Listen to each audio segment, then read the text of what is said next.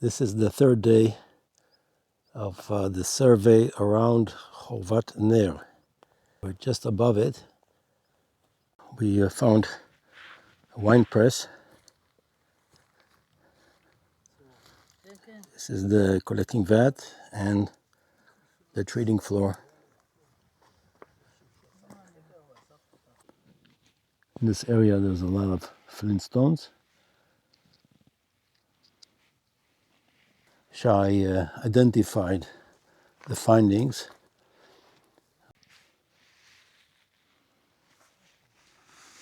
This is a nice stone of Neolithic. These look like small coins, but they're actually fossils. Another stone with Neolithic.